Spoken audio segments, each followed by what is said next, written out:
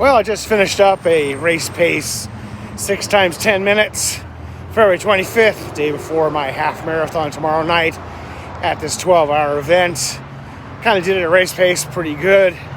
You know, I'm glad I follow Training Peaks. I've been using their application for coaching my own running for quite some time. I'm glad I follow them on Twitter. So I saw that article about high blood pressure and beta blockers and how beta blockers, obviously, they block the production of adrenaline, which keeps your heart rate down. So you just basically can't get your heart rate up. And so since I had the fall almost a year ago, and then the hospitalization, after hospitalization for congestive heart failure, I've been on a beta blocker, and I noticed I just can't run. You know, I can't even break a 15-minute mile. I can walk almost as fast, which is what I almost did this morning, just kind of floating along.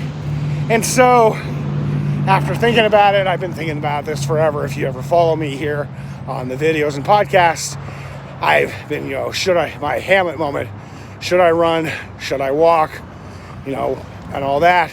Definitely going to walk tomorrow. Basically, finding out that information with the beta blockers kind of makes sense, in that when you're walking, you really can't get your heart rate up. The limiting factor in walking is more your form, technique, and not your heart rate, because you just really can't get your heart rate going high unless you're going uphill. But going fast, it's really hard to get it going up, get it up. So that's why my running, I just can't have the heart capacity to run. Basically like gears on a bike. Long ago I had a 10-speed bike. Then for a while I've had like a 3-speed bike where I could walk fast and run okay. And it had a middle ground. But now it seems like I got a 1-speed bike, which is just purely walking, which is fine with me. I enjoy walking, and I've got lots of goals in walking. I'd like to get a sub 3-hour half. I've done 3:01, 3:02, depending on the course. So it looks like that's going to be it for me right now, unless I get off these beta blockers. But it really seems like that's the problem or the issue. I did a podcast yesterday, video on cycling and how it can help your running and or walking. And I really do like the part where Browning talks about that the cadence definitely helps. And with walking, cadence is what it's all about. With running, you keep a cadence of 90 steps per minute, 180 for both feet. And if you want to go faster, you lengthen your stride. But when you walk, you keep the same stride length the entire time. You just have to pick up your cadence. And if you watch the really fast walkers, they have incredibly high cadence, like over 200 turnover. So getting on that spin bike is definitely going to help me. Also, didn't really thought about it, but spin bikes are a lot cheaper than treadmills. So get your miles in on your feet and then supplement it with some cycling.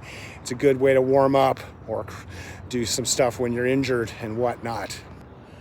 Since I'm doing a half marathon, I'll be out there for about 3 hours, which is what I used to do marathons in.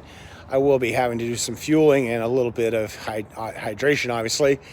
My go-to for hydration is I drink I'm notorious for Diet Dr. Peppers. Having a hard time finding Diet Dr. Peppers during the pandemic because I guess they're a solo, guys. And so some places they're picked up by Diet Coke or Coke, and some places they're Pepsi. So lately I've been doing the Diet Pepsis, but I'll drink Diet Cokes.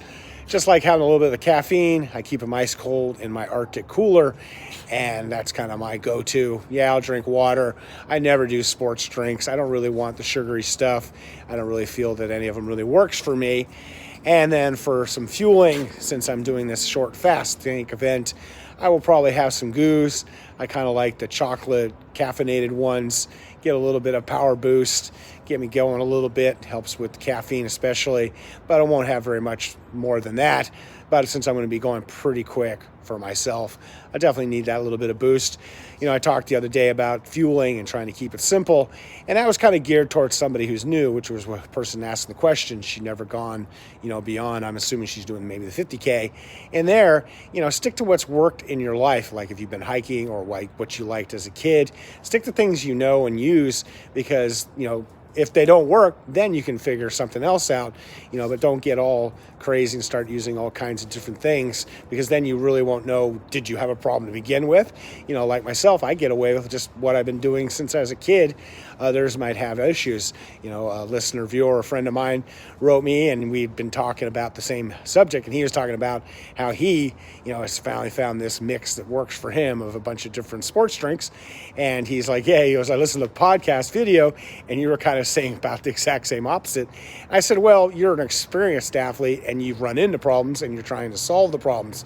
And as the great Ann Trason said, endurance sports is all about problem solving.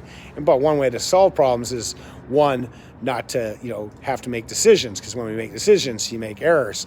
So like that person was asking about hydration, nutrition for her first races, stick to what you've done in the past, even though that's not a lot. And first, find out if you're going to have a problem, because I always say, don't fix a problem if it isn't a problem. If you're going along good, you might get lucky and be able to go off of PB&Js or, whatever else you kind of use. And that's kind of what I was talking about.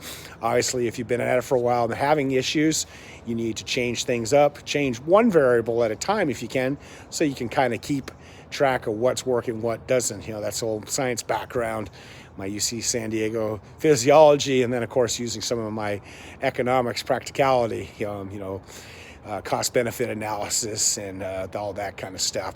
So I'm looking forward to having a nice DoorDash day, take it a little easier this afternoon, and then driving off to the race tomorrow night. And as always, stay healthy, be boring, not epic.